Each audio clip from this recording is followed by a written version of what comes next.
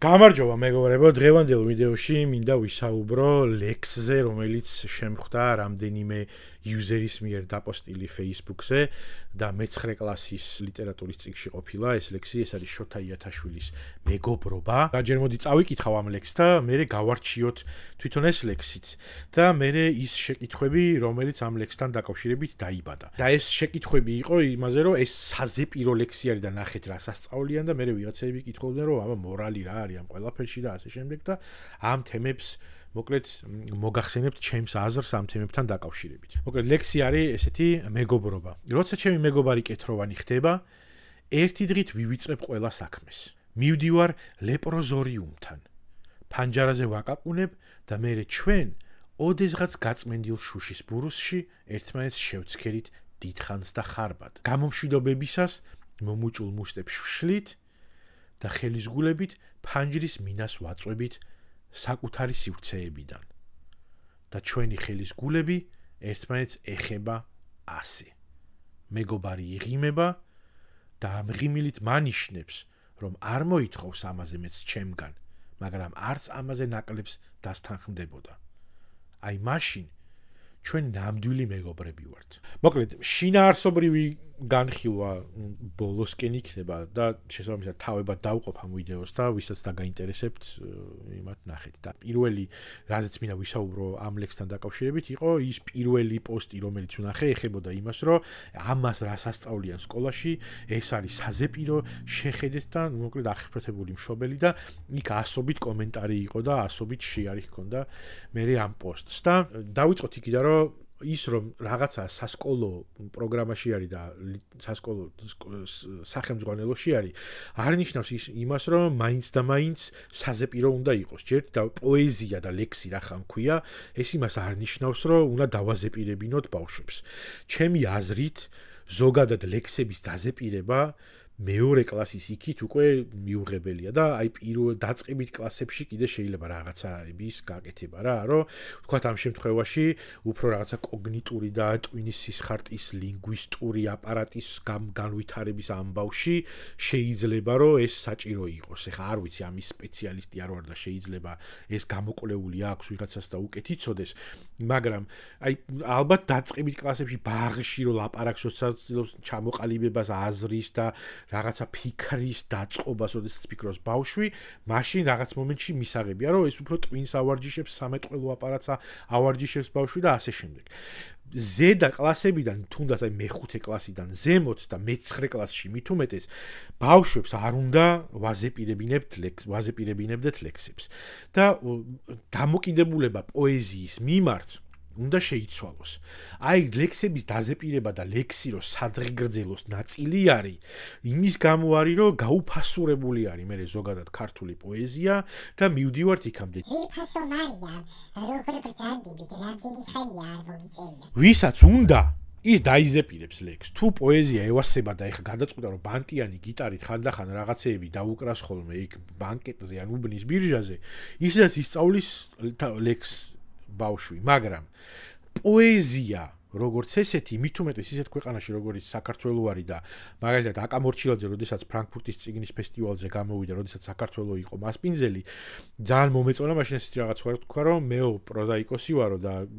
ქართველებიო და საქართველო ზოგადად პოეტების ქვეყანა არისო და სრულებით ვეთანხმები პოეტების და პოეზიის ქვეყანა არის საქართველო, მიუხედავად იმისა, რომ ძალიან ძლიერი პროზაც გვაქვს მათ შორის, მაგრამ პოეზია განსაკუთრებული ნაწილი არის ქართული ლიტერატურის. და ამას არ ვასწავლით ჩვენ რა, ანუ აი ეს დაზეპირება და დაფასთან გამოდიდა თქვი ეხლა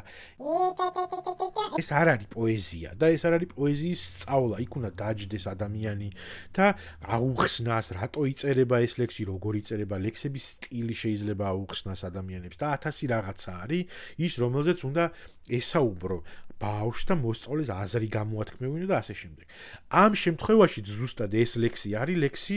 რომელიც საზეპირო არავითარ შემთხვევაში არ უნდა იყოს. ეხლა მართლა რა სისულელი არის, რომ აი მე-9 კლასელი ბავშვი როგორი ლექსიც არ უნდა იყოს ეს.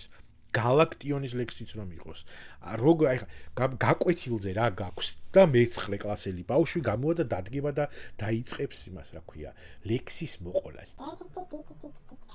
არ არის ეს კარგი გაკვეთილი და კარგი განათლების მიცემა და მით უმეტეს პოეზიის დაფასება ეს არ არის. კონკრეტულად ამ ლექსს რაც შეეხება, ეს ლექსი შეიძლება სიმართლედ გეტყვით რომ მაინც და მაინც გენიალური და კარგი ლექსი არ არის. ეხლა შოთა იათაშვილის სხვა ლექსები არ მაქვს წაკითხული, მაგრამ ალბათ უკეთესებიც აქვს. და უკეთესი თანამედროვე ლექსებიც წამიკითხავს, თუმცა აი ეს აღშფოთება რამ გამოიწვია, არ ვიცი, კეთროვანი და ლეპროზორიუმი რო წერია, ალბათ მაგი რა და ალბათ მაგის გამო რაღაცა ეხლა ის რა არის ბავშვებს რაღაცა კეთროვანებზე ასწავლიან რაღაცებს. არ ვიცი. მაგრამ როგორც თანამედროვე პოეზიის ნიმუში, ჩემი აზრით საუკეთესო ლექსი არის იმისთვის, რომ სახელმძღვანელოში იყოს შეტანილი, იმიტომ რომ ეს ამ ლექსით, აი მე რო ვიყო მასწავლებელი და ჩემ კლასში მივედით ამ ლექსამდე, რას ვაკეთებ ამ შემთხვევაში? 15 წუთს მივიცემდი მოკლედ წასაკითხად და იმაზე საფიქრად თუ აი რას ფიქრობენ ამ ლექსთან დაკავშირებით. და ზოგადად ჩემი პირადი გამოცდილებიდან გეტყვით, რომ მე მაგალითად ჩემი ქართულის მასწავლებელი, რომელიც ისეთი ზოგისთვის მკაცრი იყო და რაღაცა შეიძლება ჩემ კლასელებს მაინც და მაინც ზოგს კარგად არ ახსოვს და რაღაცა მახსოვს რომ მაინც და მაინც ზოგი კარგად არ იხსენებს ხოლმე, მაგრამ ჩემთვის ძალიან კარგი მასწავლებელი იყო, მიუხედავად იმისა, რომ სულ რაღაცა დაკა გქონდა ერთმანეთში და ზუსტად ეგ მომწონდა, რომ ეს ქალი არასოდეს არ ზღუდავდა იმას, რომ რაღაცა დისკუსია გამართულიყო ჩვენ შორის. მიუხედავად თავისთავად ქონდა ეს რაღაცა ავტორიტეტის მომენტი და ის არ მოგცემდა იმის უფლებას, რომ რაღაცა გეყვირა ან უზრდელად გეკამათ ამასთან და შეპასუხებოდი როგორც ესეთი, მაგრამ აი დისკუსიას რაღაცა თემებზე ის მუდმივად ახერხებდა ხოლმე რომ წამოეწყო და ბავშვებს აძლევდა იმის საშუალებას, რომ და ძალიან ვიყავით ეხლა რამდენიმე ბავშვი იყო რომელიც არ ერთვებოდა ხოლმე ამაში, მაგრამ მე და კიდე რამდენიმე ბავშვი აი რომ გავიხსენე რამდენიმე ეგეთი მომენტი ჩემი სკოლის პერიოდიდან გამახსენდა რამდენიმე ბავშვი, რომელიც თქვათ დაიწყებდნენ რაღაცა თემაზე საუბარს, მასწავლებელი და ქალბატონი ლეილა და ჩემი რომელიმე კლასელი და ვიღაცა ჩაერთვებოდა თავისი აზრით და ამ ქალმა შექმნა რაღაცნაირად ის გარემო იმისა, რომ ბავშვებს ჰქონდათ თავიანთი აზრის გამოთქმის, არ ეშინოდათ ბავშვებს თავიანთი აზრის გამოთქმის. და აი ეს ლექსი არის საუკეთესო შესაძლებლობა იმისთვის, რომ მასწავლებელმა დისკუსია ასწავლოს ბავშვებს. და ის რომ სახელმძღვანელოში არის ეს ლექსი არ ნიშნავს იმას, რომ უნდა მოგწონდეს. ეხლა თქვენ თუ მაინც და მაინც ისე მიდგომა ეგეთი გაქვთ, რომ ბავშვს რო სამეცადინოდ დასვავთ, იქ უნდა დააწერინოთ ან თქვათ, აბა რას გვეტყვი ამ ლექსით ეგ. შოთა იათაშვილის ლექსი გვასწავლის მეგობრობას, რომ კეთროვან მეგობარს ფანჯარაზე უნდა მიუკაკუნოთ. ესე თუ ამეცადინებთ ბავშვს და ესე თუ ასწავლით, ეგ თქვენი ამ ლექსის ბრალი არ არის, ეგ თქვენი ბრალია. მასწავლებელი თქვა თუ არ აყავს კარგი, რომელიც ესეთ დისკუსიებს წამოჭრის ხოლმე კლასში მშობელი რომ დაჯდები და აი ამ სტატუსების წერის ნაცვლად და მე გასობით კომენტარზე პასუხების გაცემას ხო დედა ლალი ესმა ეს რა არის კაცო რა ხდება გადავირია ყველანი ნუგზარ ეს რას გვიშვებია და რაღაცეების წერას აი მაგ დრო დაუთმე ბავშვს და უთხარი რომ შვილო აი მითხარი შენი აზრი ამ ლექსთან დაკავშირებით დებილობა არის ეს ლექსი შენი აზრით თუ მოგეწონა იქნება თქვენი შვილი განსაკუთრებულად აფასებს თანამედროვე ქართულ პოეზიას და უცებ აღმოჩნდა რომ თქვენგან განსხვავებული აზრი აქვს და ეს თქვენსა და მას შორის რაღაცა საუბრისა და დისკუსიის თემა შეიძლება გახდეს.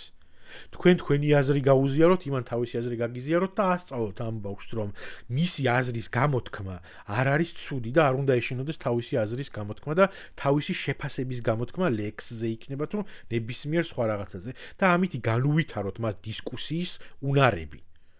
აი ამისთვის უნდა გამოიყენო ეს ლექსი და არა იმისთვის რომ ამ ლექსში ჩვენ გავიგეთ რომ საავადმყოფოში აწვენენ მეგობრებს.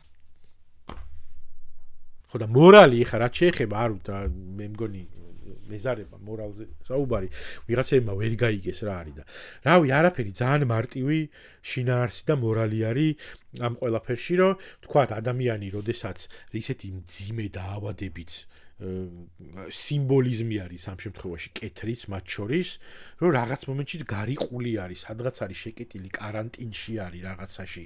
ან თავისთავთან შეიძლება მარტო იყოს დარჩენილი, ან საზოგადოების მხრიდან გარიყული და შეიძლება შენ აი ეს ბურუსით მოცული ფანჯარა შეიძლება ამ შემთხვევაში პირდაპირ გაგებითაც გაიგო და გადატანითი მნიშვნელობითაც გაიგო და აი ეს რაღაცა ბარიერები, რომელიც აშენებული აქვს საზოგადოებას, ან რაღაც ღირებულებით სისტემაში ვერ მოხდა თქვენი თანხმობა და რაღაცა ისეთი გააკეთა ამან რა. ხო არის რომ რაღაცა დააშავა შენმა მეგობარმა, მაგრამ შენი მეგობარია და აი ამ ბურუსით მოცულ ფანჯარაზე ხელს მიადებ და ეტყვი რომ იცი რა არის, მე აქ ვარ, შენთან ვარ მაინც, იმიტომ რომ ჩვენ ძმაკაცები ვართ. და გაამხნევებ ამითი და იცი ანუ ის აღიარა იცი რომ აი ეს მაგალითად ის რომ იმ ფანჯრის იქით არის და შეკეტილი არის რაღაცა каранტინში თავისი დანაშაულის ამ შემთხვევაში სიმბოლიზმზე ლაპარაკი მიუხედავად შენ იქ ხარ და აი ამ აჩვენებ იმას რომ რაღაც მომენტში ჩვენი მეგობრობა მე შენ ვერ გეხები და ვერ გიჭერ ხა მაინც და მაინც ბოლომდე ხარ რაღაცაში მაგრამ აქ ვარ შენთან ვარ შენი ძმაკაცი ვარ ისევ 1000 რაღაცა შეიძლება ამ იმიდან იმას აქნა იმას აქვს და შეიძლება იმიდე კოვიდის დროს აქვს დაწერილი მაგალითად ამ ადამიანს და კოვიდის ნაცვლად კეთრი დაწერა არ ვიცი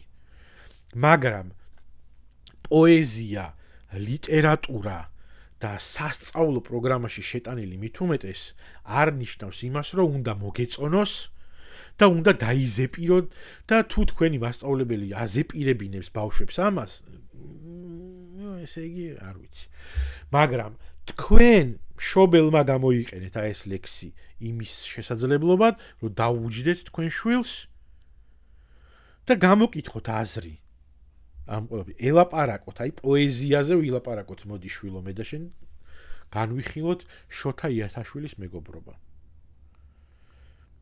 და უთხარით თქვენ შვილს რომ გაკრიტიკება რაღაცის მარტო იქნება ეგ მიზანი ჰქონდა ზუსტად აი ამ სახელმძღვანელოს ავტორს რომ მოდი აბა იქნება თავისი მშობელი ან მასწავლებელი თუ ასწავლის ბავშვს რომ მარტო იმიტომ რომ სახელმძღვანელოში წერია ეგ იმას არ ნიშნავს რომ უნდა მოგეწონოს იქნება იდეურ ჯანყს ასწავლის ამითი იქნება ეგ იყო მიზანი ამ სახელმძღვანელოსი ამიტომ ეს იცით რის ბრალი არის რომ ესეთი რაღაცეები არ გვესმის იმიტომ რომ